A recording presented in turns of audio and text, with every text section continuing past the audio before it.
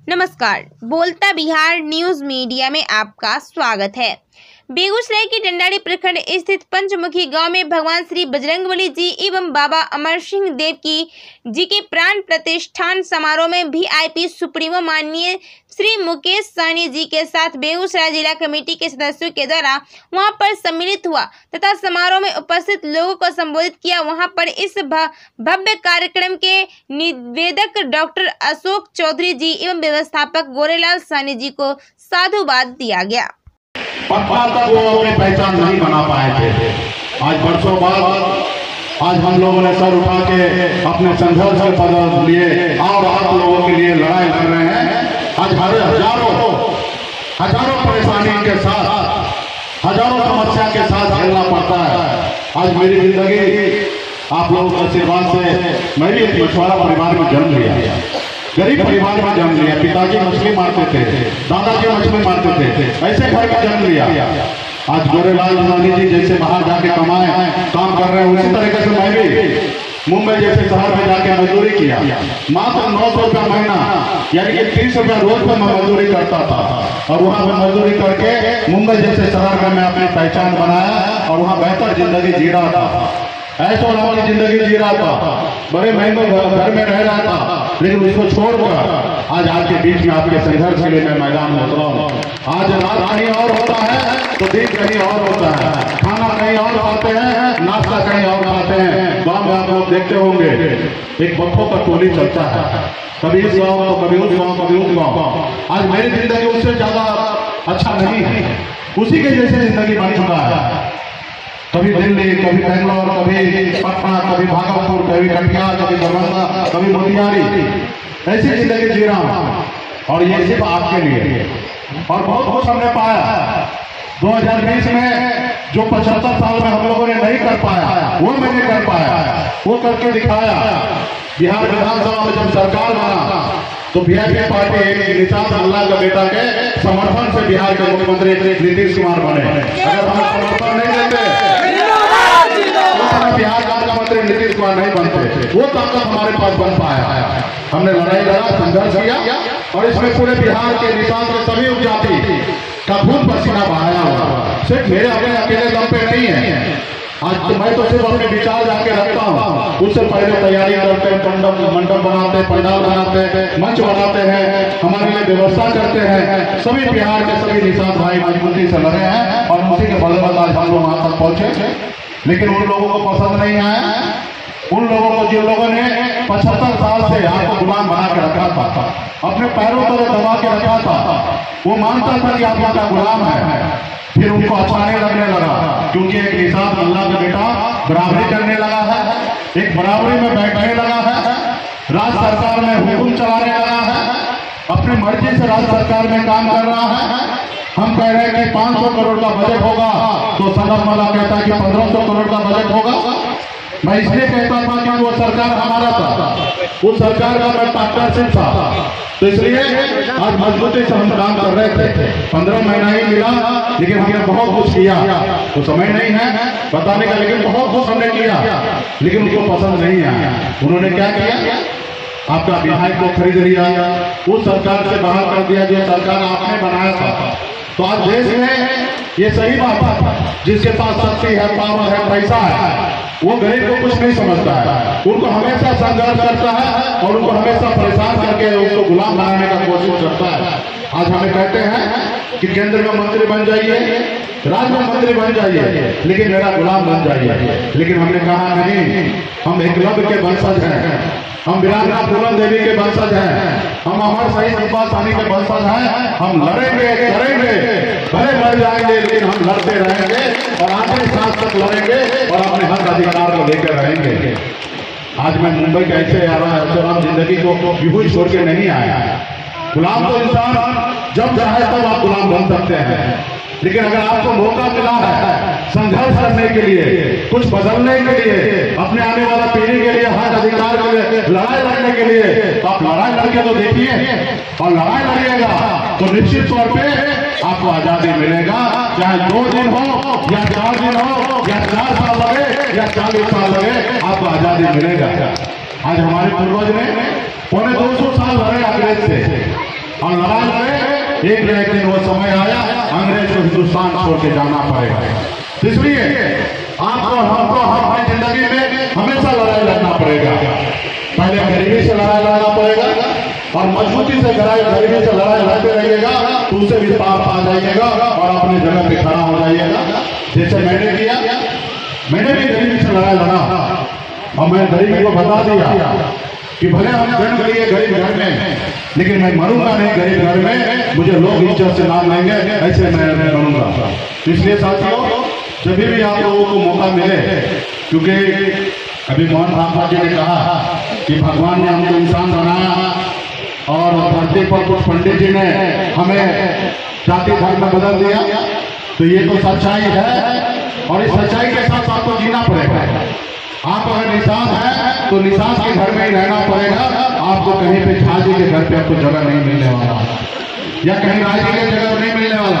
आप जहाँ नहीं है, तो इसलिए आप जहाँ हैं वहाँ पे अपने आप को मजबूत कीजिए, अपने परिवार को मजबूत कीजिए और मौका मिले तो अपने समाज के लिए खड़ा हो जाइए और आपको हक अधिकार मिल जाएगा।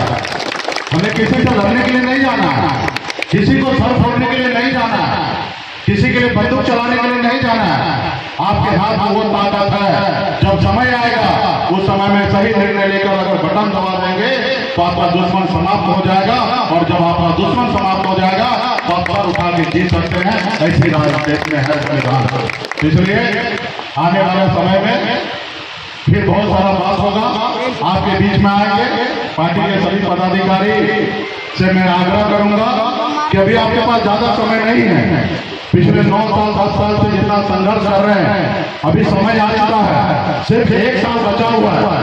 अपने आप को बदल के दिखा दीजिए, क्योंकि हमें प्रधानमंत्री नहीं बनना है। जिनको प्रधानमंत्री बनना है वो आपकी सारी शर्त मानने के लिए तैयार होंगे। आप सिर्फ अपने आप को अपनी जगह पे खड़ा हो जाएंगे। आपको कहीं नहीं जाना है, अपने अपने गांव में खड़ा हो जाइए और अपने घर पे झंडा लगा दीजिए कि हम वीआईपी पार्टी वाले हैं और हमारा चुनाव चिन्ह नाव है। और बिहार में जब 1.5 करोड़ लोगों ने अपने अपने घर पे झंडा लगा लेंगे तो दिल्ली के कुर्सी हिल जाएंगे, क्योंकि उनको पता होगा कि बिहार में अगर सनत मुल्ला साथ नहीं देंगे तो 40 में से 40 सीट हम हारने वाले हैं और जिनका 40 सीट हारेंगे इस बार उनका दिल्ली में सरकार नहीं बनने वाला है। तो इसलिए साथियों, आप वो ताकत है कि आप बैठे बैठे हरा सकते हैं। जैसे अभी हम लोगों ने देखा होगा, चुनाव हुआ, सिमरी बख्तियारपुर में अपनी ताकत दिखाया, 25,000 वोट से मैंने हरा दिया। हमने 25,000 वोट लाया, सामने वाले 15,000 से हार गए। बोछा में चुनाव हुआ, हमने 30,000 वोट ले आया, अगला 37,000 वोट से हार गया। अभी आपने देखा कुरंडी में अकेले अपने दम पर हमने भूमियार कैंडिडेट को भी दिया तो भी 10,000 वोट ले आया और पूरे बिहार हिंदुस्तान को बता दिया कि निषाद का बेटा का वोट निषाद का बेटा के पास है और किसी के पास नहीं है।